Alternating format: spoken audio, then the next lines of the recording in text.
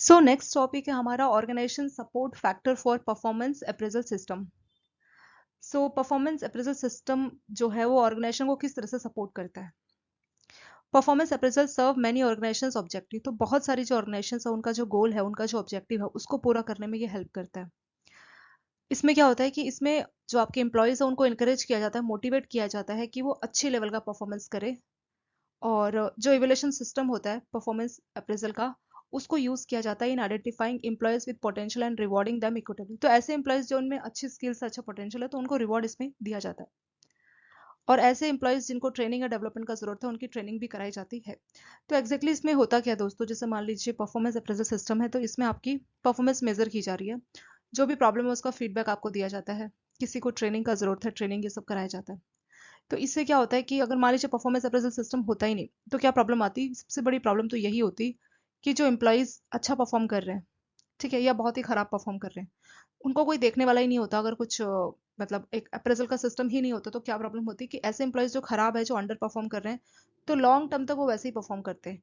तो ऑर्गेनाइजेशन का गोल क्या है, अच्छे आउटपुट लेना, अच्छा प्रॉफिट अर्न करना, आगे बढ़ना। सो ये सारी चीजें नहीं हो पाती, क्यों? क्योंकि बहुत सारे एम्प्लॉयज अंडर परफॉर्म भी कर रहे होते हैं, उनको रिव्यू करने वाला कोई होता ही नहीं। तो परफॉर्मेंस अप्रेजल में वही होता है, एम्प्लॉयज को रिव्यू किया जाता है, जो अच्छा परफॉर्म नहीं कर रहे हैं उनको ट्रेनिंग डेवलपमेंट ये सब कराया जाता है, जो अच्छा परफॉर्म कर रहे हैं उनको रिवॉर्ड दिया जाता है ताकि वो भी अच्छा परफॉर्म करे, उनको मोटिवेशन भी मिलती रहे। अब आप सोचिए, जो बहुत ही अच्छा परफॉर्म कर रहा है तो उसको मेहनत कितनी लग रही होगी, इतना हार्ड वर्क कर रहा है, उसके बावजूद भी उसको ना रिवॉर्ड मिल रहा है, ना कुछ रिकॉग्निशन मिल रहा है, तो शायद वो मोटिवेशन फील ना करे, तो फ्यूचर में शायद वो अच्छा परफॉर्म करना बंद कर दे। क्यों? क्योंकि उसको लग रहा है मैं इतना ज्यादा काम कर रहा हूँ, बाकी लोग इतनी मेहनत नहीं कर रहे, तो मेरा तो कोई रिकॉग्निशन ही नहीं है। तो इस वजह से परफॉर्मेंस अप्रेजल में जो अच्छा परफॉर्म करते हैं उनको रिवॉर्ड दिया जाता है, जो खराब परफॉर्म करते हैं उनको ट्रेनिंग ये सब कराई जाती है। तो इस तरह से लॉन्ग टर्म के जो ऑर्गेनाइजेशन का गोल है, शॉर्ट टर्म लॉन्ग टर्म सभी को पूरा करने में ये सपोर्ट करता है। फीडबैक मैकेनिज्म, तो इसमें आपका फीडबैक मैकेनिज्म होता है, ठीक है। इसमें एम्प्लॉयज को फीडबैक दिया जाता है कि आपने ये काम अच्छा किया है या ये काम खराब किया है, ठीक है। तो इस तरह से जो है फीडबैक मैकेनिज्म भी इसमें अवेलेबल रहता है।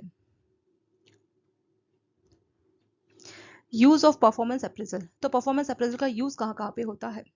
तो इसको जो है एचआर अलग अलग तरह से इस्तेमाल करता है। तो एचआर कहाँ कहाँ इसको यूज करता है, तो यहाँ पे 5-6 जगह है जहाँ पे एचआर इसको इस्तेमाल करता है। पहला है यहाँ पे प्रमोशन।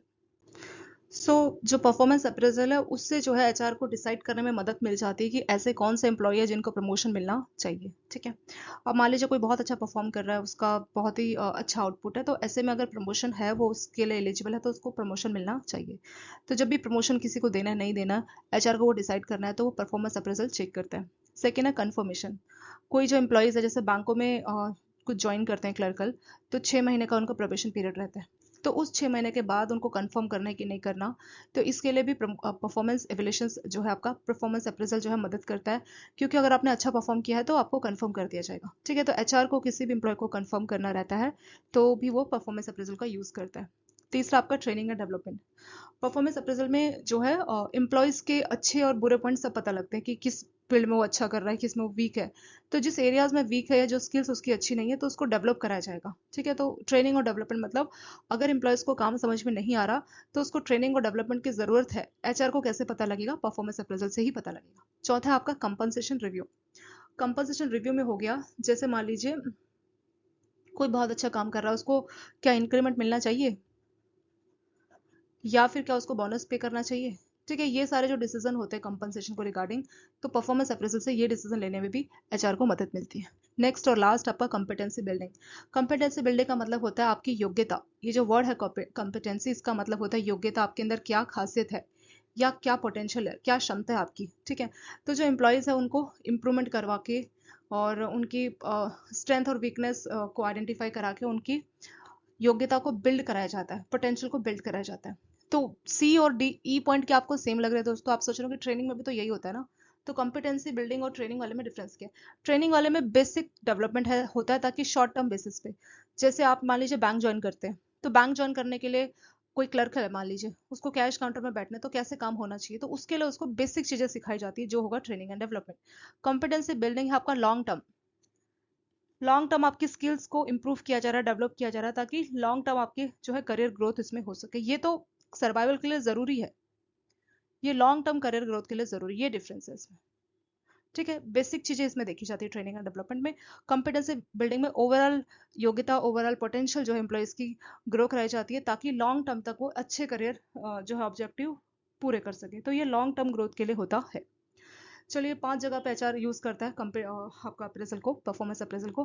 किसी का प्रमोशन करना है कि नहीं करना, कंफर्मेशन देना है कि नहीं देना, किस किस को ट्रेनिंग की जरूरत है, कंपनसेशन रिव्यू की, किसको इंक्रीमेंट या बोनस देना चाहिए नहीं देना चाहिए, परफॉर्मेंस से पता लगेगा।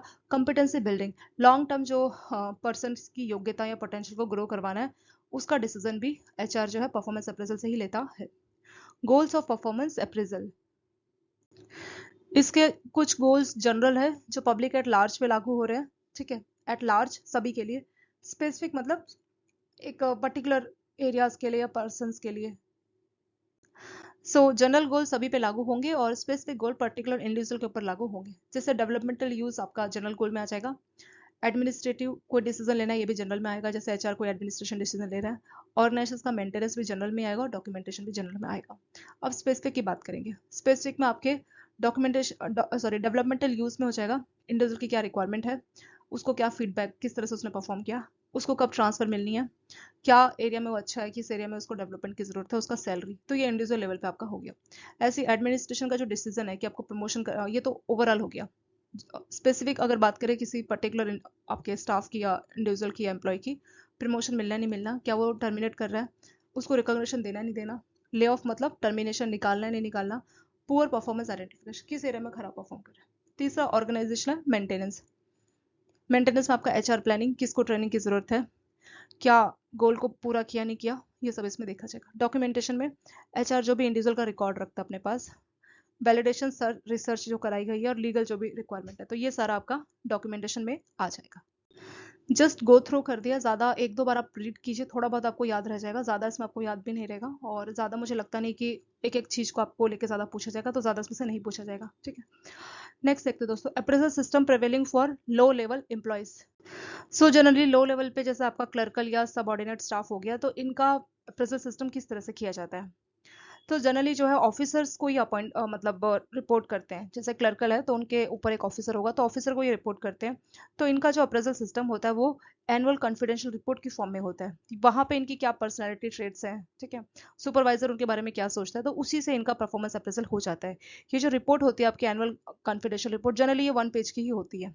ठीक है, तो कभी भी किसी का ट्रांसफर करना है, प्लेसमेंट करानी, प्रमोशन, तो उस टाइम पे ये सिंगल पेज की रिपोर्ट की हेल्प ली जाती है। जो आपका क्लर्कल लेवल पे तो उनका परफॉर्मेंस अप्रेजल बहुत ईजी है, जिसको आप एनुअल कॉन्फिडेंशियल रिपोर्ट बोल सकते हो, एक ही पेज की होती है। उनकी पर्सनैलिटी किस तरह से है, किस तरह से वो कस्टमर के साथ बिहेव करते हैं, और जिनको वो रिपोर्ट कर रहे हैं उनके ऊपर वाला जो ऑफिसर है या सुपरवाइजर बोल लीजिए, उनका क्या इंप्रेशन है, तो बस वो उस सिंगल पेज में लिखा जाता है। उसी से क्लर्कल का और सबऑर्डिनेट स्टाफ का परफॉर्मेंस अप्रेजल हो जाता है।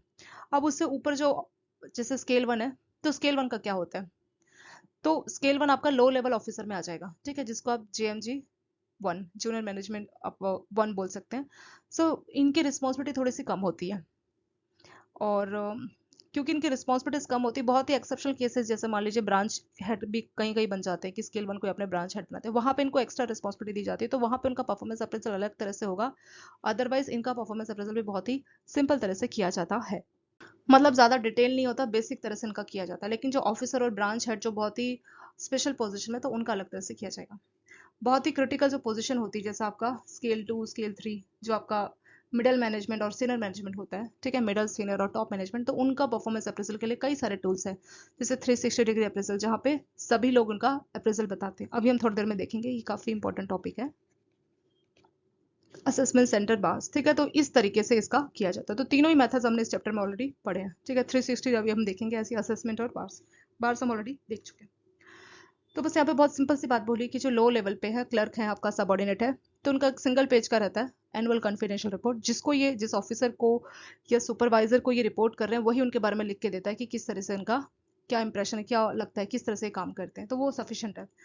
ऑफिसर में जो 1 रैंक के यानी आपका स्केल 1 जो ऑफिसर्स है, उनके लिए भी ज़्यादा डिटेल नहीं होता, क्योंकि जनरली वो किसी और के दूसरे ऑफिसर्स के अंडर ही काम कर रहे होते हैं, तो इनका थोड़ा सपोर्टिंग रोल रहता है, जिसकी वजह से ज़्यादा बेसिक टाइप का और कम डिटेल वाला इनका अप्रेजल रहता है। ठीक है, परफॉर्मेंस अप्रेजल। लेकिन जो आपका स्केल 2 स्केल 3 मिडल या जो सीनियर या टॉप मैनेजमेंट वाले होते हैं, इस टाइप के जो एम्प्लॉयज हैं, इनके लिए इंपॉर्टेंट टूल जैसे 360 डिग्री अप्रेजल या असेसमेंट या बार्स, इसका इस्तेमाल किया जाता है। अब 360 डिग्री अप्रेजल क्या होता है, काफी इंपॉर्टेंट है। 360 डिग्री अप्रेजल की जो बात है वो जनरल इलेक्ट्रिक ने यूएसए में 1992 में इसको पहले डेवलप किया। ठीक है, पहले इसकी शुरुआत यूएसए में 1992 में जनरल इलेक्ट्रिक के द्वारा की गई थी। फिर बाद में इंडिया में भी इसको अलग अलग विप्रो, इन्फोसिस, रिलायंस, उन सभी कंपनीज ने इस्तेमाल किया था।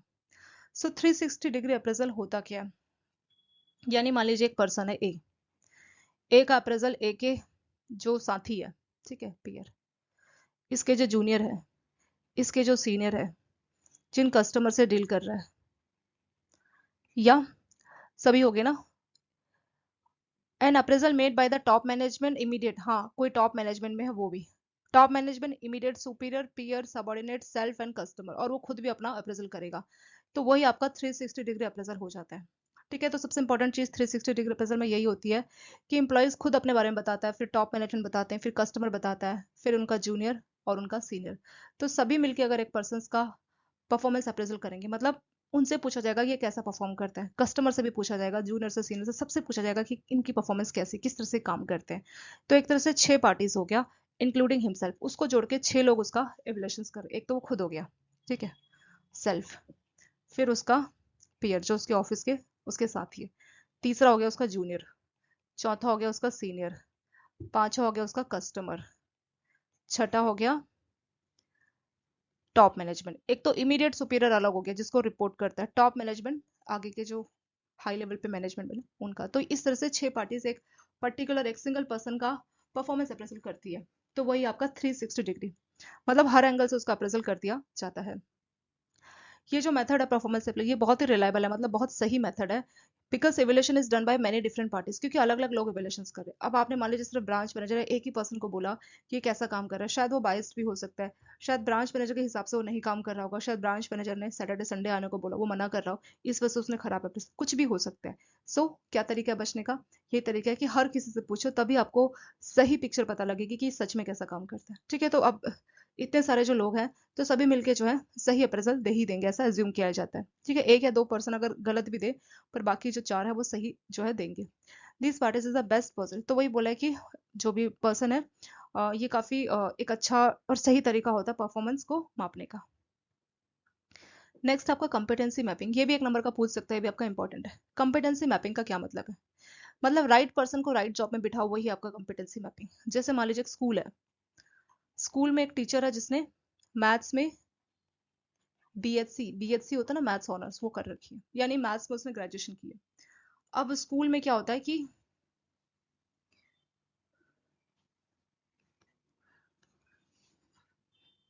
जो इंग्लिश का टीचर है ना, वो मान लीजिए 2 महीने की छुट्टी पे चला गया, या इंग्लिश का टीचर चला ही गया, छोड़ के चला गया स्कूल, मान लीजिए टर्मिनेट हो गया, तो प्रिंसिपल ने सोचा कि क्या आप फायदा नए टीचर को बुला के, तो इसी मैथ्स वाले को बोला कि आप ही इंग्लिश पढ़ा देना। तो उस पर्सन की योग्यता किसमें, मैथ्स में, उसने मैथ्स से पढ़ाई की है, उसको इंग्लिश का सब्जेक्ट दिया जा रहा है, तो ये गलत है। कॉम्पिटेंसी मैपिंग का मतलब सही पर्सन को सही जॉब पे बैठाओ, क्योंकि वो मैथ्स का टीचर है, क्योंकि उसने मैथ्स से बीएचसी मैथ्स से की है, तो उसको मैथ्स की आप बोलिए, उसको इंग्लिश का या कोई और सब्जेक्ट आप पढ़ाने को बोल रहे हो, तो ये गलत है। तो कॉम्पिटेंसी मैपिंग में यही देखा जाता है कि सही पर्सन को सही जॉब पे बिठाया कि नहीं बिठाया। In managerial terms the right profile is a combination of several traits. अब सही प्रोफाइल है या नहीं है तो कई चीज़ों पर डिपेंड करता है, उसका बिहेवियर क्या है, नॉलेज कितना है, एटीट्यूड क्या है, तो इसके आधार पर डिसाइड किया जाएगा कि इसका एग्जैक्ट प्रोफाइल क्या है, तो जिस हिसाब से इसका प्रोफाइल है उस हिसाब से इसको काम दीजिए, वही आपका कॉम्पिटेंसी मैपिंग। मतलब कॉम्पिटेंसी क्या है, आपकी योग्यता, योग्यता आपका पोटेंशियल, उसको मैप करना मतलब जहां पे आपकी योग्यता का इस्तेमाल होना चाहिए वही वाला काम आपको दो। ठीक है, जो चीज आपको आती है वही वाला काम दो। नेक्स्ट आपका कोर कॉम्पिटेंस, कोर कॉम्पिटेंस क्या होता है, ये भी इंपॉर्टेंट है, पूछ सकते हैं।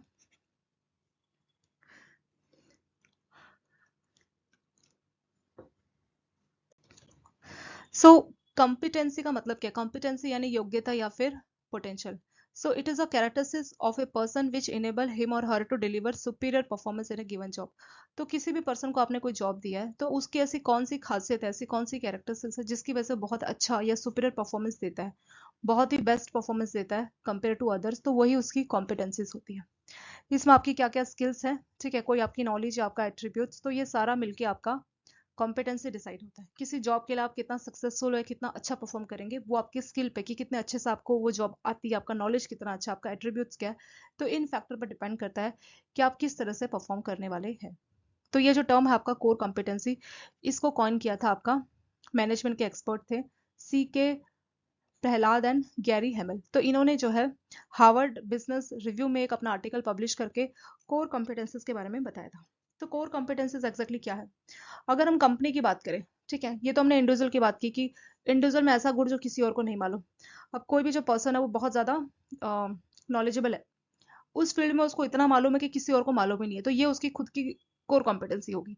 ऐसी ऑर्गेनाइजेशन की कोर कॉम्पिटेंसी, किसी भी ऑर्गेनाइजेशन की ऐसी योग्यता जो और किसी में है ही नहीं, ऐसी खासियत, ऐसा पॉजिटिव पॉइंट जिसकी वजह से आप अपने कॉम्पिटिटर से बहुत आगे। एग्जाम्पल के टाइम पे पहले नोकिया का जो सेट था, सो उनका सबसे अच्छा पॉइंट क्या था पॉजिटिव, कि उसका जो हार्डवेयर है, जो आपका नोकिया के फोन थे वो काफी स्ट्रांग हुआ करते थे। तो ये उनकी कोर कॉम्पिटेंसी थी उस टाइम पे। कोर कॉम्पिटेंसी मतलब ऐसी चीज, ऐसा गुण जिसमें आपको कोई पीछे नहीं कर सकता। ये कोई हुनर हो सकता है, या कोई भी ऐसी चीज जिसमें आप 50 लोग या 100 लोगों के बीच में बैठाते तो आप अलग से चमकोगे। क्यों? क्योंकि आपके अंदर ये स्पेशल योग्यता है। स्पेशल गुड बोलते हैं ना, कोई स्पेशल गॉड गिफ्ट, तो वही होता है आपका कोर कॉम्पिटेंसी।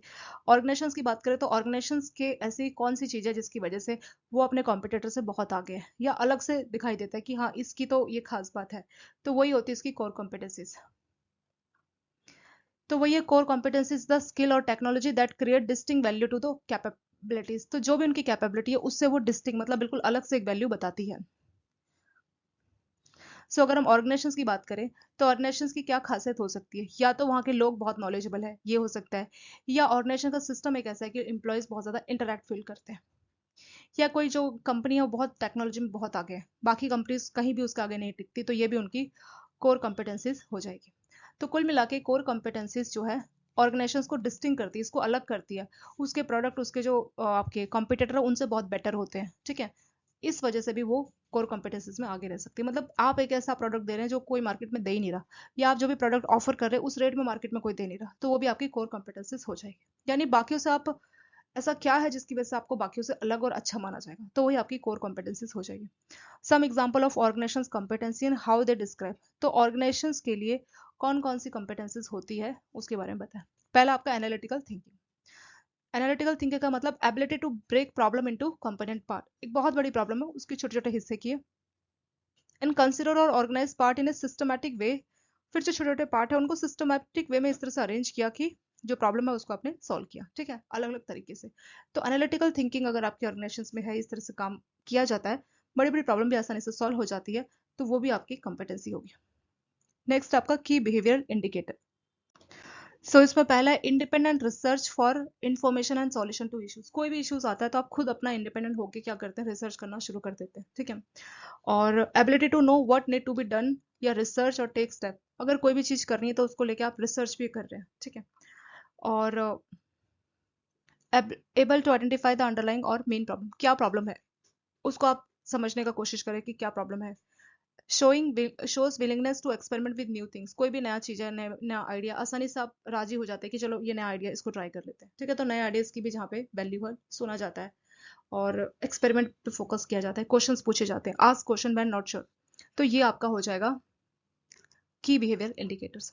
तीसरा आपका जेनेरिक कॉम्पिटेंसी। जेनेरिक मतलब बिल्कुल ही बेसिक चीजें जो होनी चाहिए, जैसे आपका कम्युनिकेशन सबको आना चाहिए। अगर किसी भी ऑर्गेनाइजेशन में आप काम करें तो बेसिक कम्युनिकेशन, क्योंकि आपको अपने कस्टमर क्लाइंट से बात करना ही होता है, सो कम्युनिकेशन होना चाहिए। इनिशिएटिव मतलब कोई भी चीज़ है उसमें आपको इनिशिएटिव लेना भी आना चाहिए, और लिसनिंग, सुनना, क्योंकि कोई भी बात होगी मैनेजर या किसी से भी बात हो रही है तो सुनना भी आपको आना चाहिए। तो ये बेसिक चीज़ें हो गई आपकी जेनरिक कॉम्पिटेंसीज।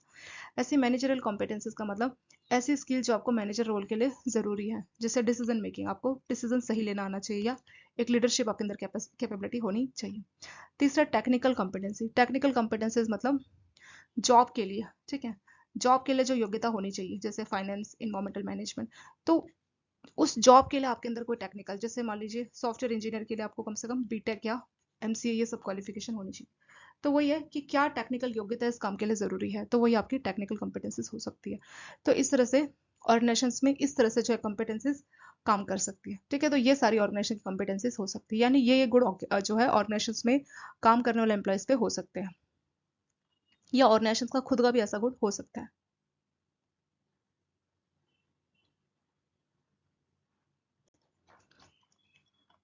सो यहाँ पे हमने देखा कि कोर कॉम्पिटेंसीज एग्जैक्टली होता क्या, यानी ये बिल्कुल ऐसी चीज है जो आपको बाकियों से अलग बनाती है, आपके कॉम्पिटिटर से आप क्यों आगे हैं, क्या ऐसा गुण है, क्या ऐसी खास बात है, तो वही आपकी कोर कॉम्पिटेंसी है। इसको जो है डिफाइन किया था सीके पहला था गैरी ने, और आपका हार्वर्ड बिजनेस रिव्यू में इन्होंने इस टर्म को फर्स्ट टाइम डिफाइन किया था। कोर कॉम्पिटेंसी मतलब ऐसी योग्यता, ऐसी टेक्नोलॉजी जो आपको बाकियों से डिफरेंट रखती है या बाकियों से आगे रखती है। तो 4 और 5 एग्जांपल दिए। एनालिटिकल थिंकिंग मतलब कोई भी बड़ी प्रॉब्लम आप उसको छोटे छोटे हिस्सों में तोड़ के फिर उसका सॉल्यूशन निकालते हैं, तो इस तरह से अगर आपके ऑर्गेनाइजेशन में काम हो रहा है तो ये भी एक कोर कॉम्पिटेंसी होगी आपकी। या की बिहेवियर इंडिकेटर्स, आपकी ऑर्गेनाइजेशन में रिसर्च पे बहुत फोकस होता है, क्वेश्चन अगर किसी को डाउट है पूछ सकता है, या कोई भी नया जो चीज है उस पर फोकस होता है, रिसर्च की जाती है, कोई प्रॉब्लम है उसका सॉल्यूशन रिसर्च से लिया जाता है, तो ये भी एक कोर कॉम्पिटेंसीज का एग्जाम्पल है। जेनरिक कॉम्पिटेंसी बिल्कुल बेसिक बेसिक कॉम्पिटेंसीज ये भी हो सकती है, जैसे कम्युनिकेशंस, ठीक है, लिसनिंग, बात सुनना, बात करना, और इनिशिएटिव लेना, ये भी कोर जेनरिक कॉम्पिटेंसी का एग्जांपल हो गया। इस तरह से भी आपकी जेनरिक कॉम्पिटेंसी हो सकती है। ऐसी मैनेजरल कॉम्पिटेंसी मतलब मैनेज करने के लिए जो गुण होने चाहिए, जैसे आपको डिसीजन मेकिंग बहुत अच्छा है, ठीक है, अच्छे रिलेशन आप अपने एम्प्लॉयज के साथ बना के रख सकते हैं, ठीक है, मैनेजर के अंदर लीडरशिप क्वालिटी, तो ये मैनेजरल कॉम्पिटेंसी हो गया।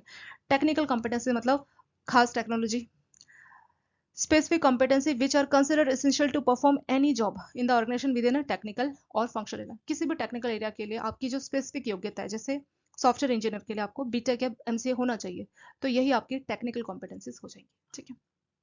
नेक्स्ट है concept and features of competency mapping. So यहाँ पे देखेंगे competency mapping is the process of identifying competencies for a job. Competency mapping में क्या होता है कि पहले आइडेंटिफाई किया जाता है कि किसी भी जॉब के लिए क्या योग्यता होनी चाहिए, ठीक है, किसी भी ऑर्गेनाइजेशन में, and then using the result for various HR processes. फिर बाद में एचआर उसको इस्तेमाल करता है रिक्रूटमेंट, इवैल्यूएशंस के लिए, ट्रेनिंग और डेवलपमेंट के लिए, ठीक है, या सक्सेशन प्लानिंग के लिए। तो कॉम्पिटेंसी मैपिंग एक ऐसा प्रोसेस है जिसमें सही पर्सन को सही जॉब पे बिठाया जाता है। कैसे होता है कि पहले हम जानते हैं कि इस काम को करने के लिए, इस टास्क के लिए क्या योग्यता चाहिए, फिर वो कॉम्पिटेंसी की इन्फॉर्मेशन एचआर को दी जाती है और एचआर फिर उसी हिसाब से रिक्रूटमेंट, ट्रेनिंग, ये सब करवाता है। तो ये चीज यहाँ पे लिखी हुई है। फिर कुछ ऑर्गेनाइजेशंस क्या करती है, कॉम्पिटेंसीज के लिए उन्होंने डिसाइड किया कि हाँ इस जॉब के लिए ये कॉम्पिटेंसीज होनी चाहिए, ठीक है। कुछ ऑर्गेनाइजेशंस क्या करती है कि योग्यता होनी चाहिए पर कितनी कॉम्पिटेंसीज होनी चाहिए, ठीक है, यानी कॉम्पिटेंसीज का क्या लेवल हो सकता है, यस, वही आपका हो जाएगा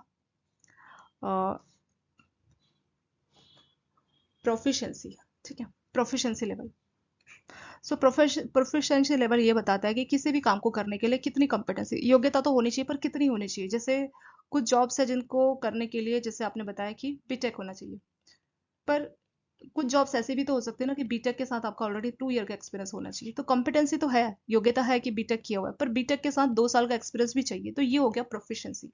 तो जब ऑर्गेनाइजेशंस कॉम्पिटेंसी की रिक्वायरमेंट या बात कर लेती है, कॉम्पिटेंसी के हिसाब से, जॉब के हिसाब से ये कॉम्पिटेंसी होना चाहिए डिसाइड कर लेती है, तो उसके साथ कुछ ऑर्गेनाइजेशन, सभी नहीं, कुछ ऑर्गेनाइजेशन उसके साथ अपना प्रोफिशिएंसी लेवल भी लगा देती है कि सॉफ्टवेयर की जॉब है, उसके लिए कॉम्पिटेंसी है बीटेक होना चाहिए, तो कुछ कंपनीज बीटेक वाले को ले लेगी। कुछ कंपनीज ऐसा कर सकती है कि बीटेक के साथ उसने प्रोफिशिएंसी लेवल भी लगा दिया कि बीटेक के साथ उनका 2 ईयर का एक्सपीरियंस होना चाहिए, तो ये उनका प्रोफिशिएंसी लेवल हो गया, ठीक है। तो प्रोफिशिएंसी लेवल कब डिसाइड होता है, जब आपका कॉम्पिटेंसी लेवल डिसाइड होता है, उसके बाद ये डिसाइड किया जाता है, यानी कितनी योग्यता होनी चाहिए। प्रोफिशिएंसी लेवल में क्या होता है कि इसमें जैसे कोई बिगनर है तो उनका प्रोफिशिएंसी लेवल 1 है, थोड़ा सा एवरेज है, थोड़ा बेटर है, 5 में मस्ट, तो 1 से लेकर 5 की रैंकिंग हो सकती है, वही आपका प्रोफिशिएंसी लेवल हो जाएगा। जैसे इन्होंने एग्जाम्पल भी दिया कि मान लीजिए एक एचआर हेड है जिसको 14 साल का एक्सपीरियंस है, इस एक्सपेक्टेड, तो इसका क्या प्रोफिशिएंसी है कि इसको 14 साल का एक्सपीरियंस है, ठीक है, एचआर हेड है लेकिन 14 साल का, is expected to perform at a higher level, तो ये ज्यादा परफॉर्म या ज्यादा अच्छा आउटपुट देना चाहिए as compare to HR. HR manager जिसको सिर्फ 6 साल का, तो 14 साल वाला एचआर हेड का एक्सपीरियंस या आउटपुट ज्यादा होना चाहिए एज कम्पेयर टू 6 साल वाले एचआर मैनेजर का एक्सपीरियंस, तो वही बात इसमें बोली है। प्रोफिशिएंसी में लेवल 1 से लेकर 5 तक होता है। एक लेवल क्या बताता है कि शुरुआत है, अभी ज्यादा एक्सपीरियंस नहीं है। 5 बता रहा है कि मास्टरी है, इसको जो योग्यता में बिल्कुल ये मास्टरी हासिल कर चुके हैं, ठीक है। यहाँ पर उन्होंने बस आपको एग्जांपल बता रखे हैं कि कॉम्पिटेंसी मैट्रिक्स किस तरह से काम करता है। जैसे आपका एचआर हेड का एक मतलब है और एक तरफ एचआर मैनेजर है, तो कम्युनिकेशन में एचआर हेड को जो है 4 मार्क्स मिले हैं, यहाँ पे 4 मार्क्स मिले। तो इस तरह से जो इन्होंने कॉम्पिटेंसीज का एक मैट्रिक्स बनाया, मतलब डिटेल बताई कि किस काम को करने के लिए कितनी प्रोफिशिएंसी जरूरी। जैसे मैंने आपको ये सॉफ्टवेयर इंजीनियर का एग्जांपल बताया ना कि बीटेक के साथ 2 ईयर चाहिए, तो इसी तरह से यहाँ पे इन्होंने कॉम्पिटेंसी मैट्रिक्स बताया कि इस काम के लिए इतना होना चाहिए, ठीक है, इतनी प्रोफिशिएंसी होनी चाहिए, तो ये प्रोफिशिएंसी का इन्होंने स्कोर दे रखा है 1 से 5 के बीच में। ठीक है, तो सारा स्कोर आपका 1 से 5 के बीच में दिया गया। सो इन्हें स्कोर के आधार पर डिसाइड किया गया कि किस काम के लिए कितना प्रोफिशिएंसी लेवल होना चाहिए। जैसा हमारा एग्जांपल था ना कि कुछ कंपनीज बोलती है कि बीटेक सॉफ्टवेयर वाली जॉब के लिए आपको बीटेक भी करना है प्लस आपको 2 साल का एक्सपीरियंस चाहिए। तो इस तरह से प्रोफिशिएंसी जो मैट्रिक्स है, सॉरी प्रोफिशिएंसी जो लेवल है उसके लिए यहाँ पे मैट्रिक्स इन्होंने बनाई है। ओवर द लास्ट 10 ईयर्स, अभी की जो पुराने 10 साल है उसमें ह्यूमन रिसोर्स और जो आपका ऑर्गेनाइजेशनल डिपार्टमेंट प्रोफेशनल्स है उन्होंने बहुत ज़्यादा इंटरेस्ट जो है वो शो किया अपना कॉम्पिटेंसी में, मतलब कॉम्पिटेंसीज को इस्तेमाल कर रहे हैं। Competencies are becoming frequently used and written about vehicle for organizations applications। तो organizations की कई सारी जगह पे आपका जो competencies है इसका इस्तेमाल किया जा रहा है। पहला आपका defining the factor for success in job. कोई भी जॉब अगर आप काम कर रहे हैं तो ऐसे कौन से फैक्टर है जिसकी वजह से आप सक्सेस हासिल करते हैं, ठीक है, तो वो चीज़ डिफाइन करने में मदद मिलती है। तो जो आपका कॉम्पिटेंसी मैपिंग है तो इससे पता लगता है कि ऐसे कौन से फैक्टर हैं जिसकी वजह से आप अपने जॉब में सक्सेस हासिल करते हैं। जैसे कोई पर्सन है वो सॉफ्टवेयर इंजीनियर है, ठीक है, वो बहुत अच्छा परफॉर्मेंस देता है। इतना अच्छा आउटपुट वो क्यों देता है? वो इसलिए देता है क्योंकि उसने बीटेक भी किया है प्लस साथ में उसने कोई 2 साल का कोई सॉफ्टवेयर के रिगार्डिंग कोई प्रोग्राम भी किया है, तो इस वजह से। तो ऐसे कौन से फैक्टर है जिसकी वजह से वो जॉब में सक्सेस है? दूसरा आपका assessing the current performance and future development needs of person holding. तो आपका जो कॉम्पिटेंसी मैपिंग है इसमें ये भी देखा जाता है कि अभी आप कैसा परफॉर्म कर रहे हैं और फ्यूचर में आपको किस किस टाइप की डेवलपमेंट की जरूरत है ताकि आप इस जॉब को इसी तरह से परफॉर्म कर सके। यानी आपकी करंट परफॉर्मेंस का एवल्यूएशन किया जाता है और क्या आपको फ्यूचर में कोई डेवलपमेंट की जरूरत है, क्या आपको कुछ ट्रेनिंग या कुछ अलग से स्किल डेवलपमेंट प्रोग्राम करने की नहीं करने, तो उसको भी देखा जाता है, उसको भी असेस किया जाता है, उसका भी मतलब एचआर को पता लग जाता है। तीसरा आपका सक्सेशन प्लानिंग। ठीक है, सक्सेशन प्लानिंग क्या होता है? ऑर्गेनाइजेशन के फ्यूचर लीडर, अब मान लीजिए कोई बैंक का सीजीएम जो है रिटायर होने वाला है तो उसकी पहले से प्लानिंग की जाती है क्योंकि इतनी इंपॉर्टेंट सीट है, क्योंकि इसके डिसीजन से पूरा बैंक डूब भी सकता है और मतलब बहुत बुरे इम्पैक्ट भी पड़ सकता है अगर आपने ऐसे ही किसी भी पर्सन को सीजीएम बनाया। तो जब भी वो रिटायर होने वाला होता है या अचानक से कहीं चला गया छुट्टी पे, तो ऐसे टाइम पे हमें पहले से प्लानिंग करके चलनी पड़ती है कि क्या क्या कैपेबिलिटीज होनी चाहिए सीजीएम की, उस हिसाब से रिक्वायर्ड पर्सन को पहले से रेडी करना पड़ता है। तो वही होता है आपका सक्सेशन प्लानिंग। तो सक्सेशन प्लानिंग में भी आपका ये हेल्प करता है। चौथा आपका कंपनसेशन में भी मदद करता है, मतलब जो जिस हिसाब से काम कर रहा है उस हिसाब से कितना कंपनसेशन होना चाहिए, तो आपका जॉब और कंपनसेशन को अलाइन करने का भी काम करता है। जिस टाइप की जॉब उस टाइप का कंपनसेशन, तो उसमें भी ये मदद करता है। अगला selecting applicants for open position using competency based interview. तो क्या क्या योग्यता, क्योंकि कॉम्पिटेंसी में आप ये देखते हैं ना इस काम के लिए ये योग्यता ये स्किल्स होनी चाहिए, तो जब भी आप इंटरव्यू ले रहे हैं नई एप्लीकेशंस के लिए तो आपको पहले से पता रहता है कि हाँ ये स्किल्स होनी जरूरी है, तो आप सही कैंडिडेट को सेलेक्ट कर पाते हैं। ठीक है, तो इसी वजह से एचआर जो है बहुत ज्यादा इसका इस्तेमाल करता है। कॉम्पिटेंसी मैपिंग प्रोसेस किस तरह से काम करता है? It is a process through which one assess और determine one's strength as individual worker in context of organization. तो ऑर्गेनाइजेशन के हिसाब से आपकी क्या स्ट्रेंथ है, किस तरह से आप परफॉर्म कर रहे हैं, उसका असेसमेंट किया जाता है कॉम्पिटेंसी मैपिंग के प्रोसेस में। ठीक है, तो ये एक ऐसा प्रोसेस है जिससे आप आइडेंटिफाई करते हैं, आप समझ पाते हैं कि किस टाइप की स्किल्स है हमारे एम्प्लॉयज की इस काम को करने के लिए, मतलब क्या ऐसी स्ट्रेंथ है या एज ए इंडिविजुअल ऐसा क्या है जिसकी वजह से आप परफॉर्मेंस इस तरह से दे रहे हैं। तो ये एक ऐसा प्रोसेस है जिसमें असेसमेंट किया जाता है किसी भी पर्सन की स्ट्रेंथ को कि एज ए वर्कर वो किस तरह से परफॉर्म कर रहा है। ठीक है, large organizations frequently employ some form of competency mapping to understand identify and use of competencies of their employees. तो कुछ जो ऑर्गेनाइजेशंस है वो कॉम्पिटेंसी मैपिंग प्रोसेस का इस्तेमाल करती है ताकि वो आइडेंटिफाई कर सके कि एम्प्लॉयज की क्या कॉम्पिटेंसीज होनी चाहिए किसी भी काम को करने के लिए। तो ये जो मॉडल आपका है इसके लिए क्या क्या स्टेप होते हैं? पहले है आपका step number 1, background information about organization. तो पहले स्टेप में हम क्या करते हैं, अपनी ऑर्गेनाइजेशन को समझते हैं कि क्या इसका गोल है। ठीक है, किस टाइप की कल्चर है हमारी ऑर्गेनाइजेशन की। तो इससे क्या है, इससे हमें पता लग जाता है कि जिस हिसाब से कंपनी है उसी हिसाब से इसकी जरूरतें हैं। It helps to create a competency model that fit the organization. तो पहले आपको जिसके लिए आप मॉडल बना रहे हैं, कॉम्पिटेंसी मॉडल आप जिस ऑर्गेनाइजेशन के लिए बना रहे हैं, तो पहले आपको उसको समझना जरूरी है। तो पहले स्टेप में आप देखते हैं कि किस टाइप की ऑर्गेनाइजेशन है, इसका गोल क्या है, इसका कल्चर क्या है, क्योंकि जिसके लिए आप कॉम्पिटेंसी मॉडल बना रहे हैं तो उसके बारे में आपको मालूम होना चाहिए। तो पहले ऑर्गेनाइजेशन को समझना। Step number 2, decide the role और job position that require competency model. तो जरूरी नहीं कि हर काम के लिए कॉम्पिटेंसी या योग्यता का मॉडल बनाना चाहिए। अब जैसे ऑफिस है, ऑफिस में अलग अलग पोस्ट है, मान लीजिए पहले क्या था कि जो चाय ये सब बनाता था ना, चाय कॉफी, तो वो भी बैंक के स्टाफ ही हुआ करते थे। तो चाय बनाने के लिए आपको एक पर्सन है जो चाय बनाता है आपकी ब्रांच में, ठीक है, वो बैंक का ही स्टाफ है।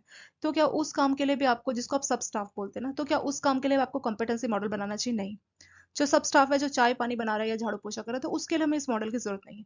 तो अगला काम वही है कि कौन सी जॉब है, शायद आप क्लर्क के लिए भी इस मॉडल को ना बनाना चाहें। क्यों? क्योंकि आपको लगता है क्लर्क का काम भी इतना नहीं है, या आप बनाना भी चाहें, डिपेंड करेगा।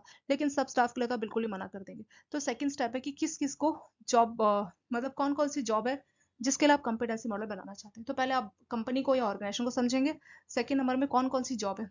ऑर्गेनाइजेशन में 10 टाइप की जॉब हो सकती है, तो शायद 10 में से कोई 8 या 9 जॉब के लिए आपको कंपिटेंसी मॉडल बनाना पड़े, तो वो आप सेकंड में डिसाइड कर लेंगे। ठीक है। तीसरा स्टेप है discuss the application of competency model. इसमें आप डिस्कस करेंगे, डिसाइड करेंगे how the company model will be applied, कि इसको आप कैसे यूज करने वाले हैं। ठीक है। डिस्कस द एप्लीकेशन मतलब जो आपने कंपिटेंसी मॉडल बनाया उसको कैसे इस्तेमाल करेंगे। जैसे क्या इस मॉडल को आप जब नए लोगों को हायर कर रहे हैं तब करेंगे, जब भी आप ट्रेनिंग देके तब करेंगे, कब हम इस मॉडल को इस्तेमाल कर रहे हैं, तो ये भी हम तीसरे स्टेप में डिस्कस कर लेंगे। चौथा है सेलेक्ट ए डेटा कलेक्शन मेथड और प्लान द अप्रोच। चौथे स्टेप में हम क्या करेंगे, हम अलग अलग कॉम्पिटेंसीज के बारे में इंफॉर्मेशन को कलेक्ट करेंगे। जैसे आप इंटरव्यू करा सकते हैं, ठीक है, या सर्वे करा सकते हैं, ग्रुप डिस्कशन, तो इसकी हेल्प से आप क्या कर सकते हैं, अलग अलग जगह से डेटा को कलेक्ट कर लेंगे कॉम्पिटेंसी मॉडल के रिगार्डिंग। पांचवें स्टेप में ऑर्गेनाइज द कलेक्ट, तो जो भी आपने बहुत सारा इन्फॉर्मेशन इकट्ठा किया, उन इन्फॉर्मेशन को आप सॉर्ट आउट करेंगे, ग्रुप्स बनाएंगे उनके। ठीक है। आपको लगता है कि इस जॉब के लिए ये इन्फॉर्मेशन जरूरी है, तो उनके आप ग्रुप्स बना देंगे, तो वो आपका स्टेप नंबर 5। इसमें जो डेटा आपने स्टेप नंबर 4 में कलेक्ट किया उसको ऑर्गेनाइज करेंगे, जो काम काम की चीजें उसको रखेंगे, उनके ग्रुप्स बनाएंगे। छठा है आइडेंटिफाई मेन थीम और पैटर्न। तो जो आपने स्टेप नंबर 5 में जो भी आपने चीजें कलेक्ट की है, तो उसमें पैटर्न फाइंड करने की कोशिश करेंगे। कोई भी रिपीटेड पैटर्न हो रहा है या नहीं हो रहा, किस तरह से बिहेवियर है, वो आप चेक करेंगे। वो है आपका स्टेप नंबर 6। फिर नेक्स्ट तो वही आपका कॉम्पिटेंसी मॉडल उसके बाद रिव्यू रेडी हो जाएगा और आप उसको रिव्यू भी कर सकते हैं। ठीक है। तो इस तरह से आपका कॉम्पिटेंसी मॉडल प्रोसेस पूरा काम करता है। ठीक है। तो कॉम्पिटेंसी मॉडल प्रोसेस एक ऐसा प्रोसेस है जिसमें जो है कंपनी असेस करती है कि एम्प्लॉयज की ऐसी कौन सी स्ट्रेंथ है। ठीक है। एम्प्लॉयज की क्या क्या स्ट्रेंथ है as a individual worker in context of organization के हिसाब से आपकी क्या क्या स्ट्रेंथ, आप किस तरह से काम कर रहे हैं। तो इसमें 5 6 स्टेप है। तो पहले कंपनी का बैकग्राउंड चेक किया जाता है। कभी भी आप किसी कंपनी के लिए कंपिटेंसी मॉडल बना रहे हो तो पहले कंपनी का बैकग्राउंड समझना होगा, क्या गोल है, क्या कल्चर है। सेकंड स्टेप में बहुत सारी जॉब होती है हर बैंक में या हर कंपनी में, तो कौन सी जॉब के लिए आप कॉम्पिटेंसी मॉडल बनाना चाह रहे हैं, स्टेप नंबर 2। स्टेप नंबर 3 में आप कॉम्पिटेंसी मॉडल को कैसे इस्तेमाल करेंगे, क्या जब हायरिंग होगी तब करेंगे, ट्रेनिंग के टाइम करेंगे, कब करेंगे, वो आपको डिस्कस करना है। स्टेप नंबर 4 में आपको अलग अलग जगह से डेटा को कलेक्ट करना है, आप इंटरव्यू और सर्वे करा सकते हैं। स्टेप नंबर 5 में जो स्टेप नंबर 4 में आपने अलग अलग जगह से डेटा या इन्फॉर्मेशन को कलेक्ट किया उसको आप ऑर्गेनाइज करेंगे, ठीक है, और उनकी ग्रुपिंग बनाएंगे। स्टेप नंबर 6 इसमें क्या करेंगे, आप पैटर्न ढूंढने की कोशिश करेंगे। पांचवें स्टेप में जो आपने ग्रुप्स या चीजें ऑर्गेनाइज की थी तो उसका पैटर्न ढूंढेंगे और मॉडल को रेडी कर देंगे। और टाइम टू टाइम हो सके तो इस मॉडल को रिव्यू भी करेंगे। रिव्यू मतलब चेक करते रहेंगे कि ये जो कॉम्पिटेंसी मॉडल बनके तैयार है ये सही है कि नहीं है। ठीक है। तो ये हो गया आपका कॉम्पिटेंसी मॉडल प्रोसेस। चलिए दोस्तों, पार्ट ये जो था आपका कंप्लीट हो चुका है। ये जो है रोल ऑफ असेसमेंट, इसको हम नेक्स्ट वाले पार्ट में डिस्कस कर लेंगे। और thank you so much for watching this video.